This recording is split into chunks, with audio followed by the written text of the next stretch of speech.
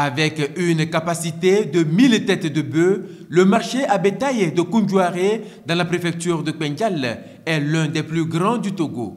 De par sa situation à quelques encablures de la frontière du Burkina Faso au nord et celle du Bénin à l'est, il se positionne comme le principal hub à bétail du Togo. Il s'anime tous les mardis. Le marché se porte très bien à Koundouaré ici. Les bœufs viennent du Burkina, les bœufs viennent du Bénin, les bœufs viennent du Togo. C'est le point focal ici, il se centralise ici. Le soir aussi, les Ghanéens paient, les Burkinabés paient, les Togolais paient, les Béninois paient. Le marché est abordable. Outre les prix qui défient toute concurrence, la qualité du bétail et surtout les mesures sécuritaires mises en place par les plus hautes autorités dans le contexte de l'opération militaire antiterroriste Koundouaré font que ce marché reste le plus prisé de la région. Comme il y a la sécurité, c'est pourquoi chaque jour notre marché de Koundouaré ici, là, il y a le plus grand nombre de bœufs qui viennent même dès le lundi soir dormir parce qu'il y a la sécurité. Et le lundi soir, il y a la sécurité au parc qui existe. Et le mardi matin, tout le long des voies vers le Burkina, vers le Bénin, vers le Togo, dans les différentes pistes, il y a toujours la sécurité qui est là, ils circulent, ils voient comment le dispositif et le convoyage des bœufs. Les bœufs circulent librement et repartent librement. On remercie beaucoup le président de la République. Cet engouement pour le marché à bétail de Koundouaré fait de lui le moteur de l'économie de la préfecture de Pendial au vu des recettes réalisées par la mairie de la commune 1 qui abrite cette infrastructure pastorale marchande. Je peux dire que c'est le poumon de l'économie de notre commune, étant donné que toutes les recettes de la commune, principalement les recettes, viennent de ce grand marché qui a été gracieusement construit par le président de la République. En termes de recettes, nous pouvons faire 800 000 francs par jour de marché, hein, toutes taxes comprises. Si nous considérons qu'il y a également le marché à petit bétail, quand nous additionnons tout ceci, nous sommes au-delà d'1 million par semaine. Et vraiment, c'est un marché qui vient renforcer les caisses de notre commune. Et une fois encore, nous voudrions dire merci au chef de l'État. Avec les recettes que nous engrangeons dans ce marché-là, cela nous permet de faire fonctionner notre commune et d'investir. Merci au chef de l'État pour ce joyau à Koundouaré.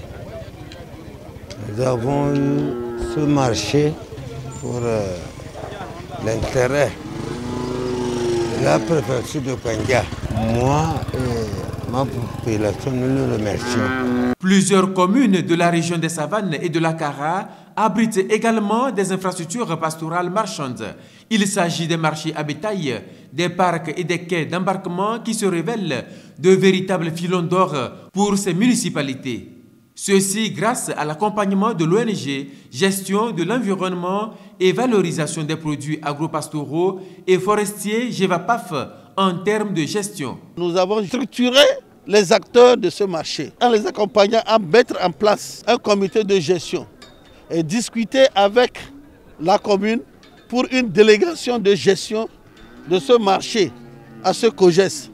Le COGES qui est bien sûr issu de l'association des acteurs ou des professionnels du bétail de la zone.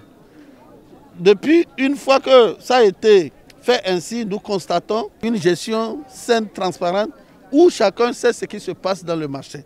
Selon nos statistiques, le marché de Koundouaré brasse environ 1,8 milliard par an. En dehors de ça, il y a le comité de gestion qui est composé de 9 membres. Ils vivent à partir des taxes qu'ils perçoivent dans la gestion du marché.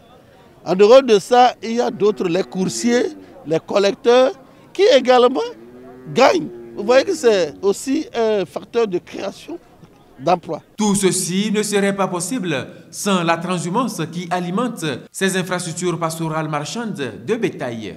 On doit avoir un autre regard sur la transhumance. Les maires doivent vraiment jouer un grand rôle. C'est sur leur territoire que les transhumants traversent. Ils doivent d'abord s'approprier des aménagements que nous avons eu à faire. Les pistes, les couloirs, les mares, les forages, tout ce qui a été fait comme aménagement pour permettre à nos amis qui viennent des pays sahéliens d'avoir un accès facile à notre territoire et à ses ressources, que les maires s'approprient. C'est les maîtres d'ouvrage. Ils doivent se l'approprier, dire que sur mon territoire, voilà ce que je dois faire pour rendre possible la transhumance qui a quand même un impact sur le développement local.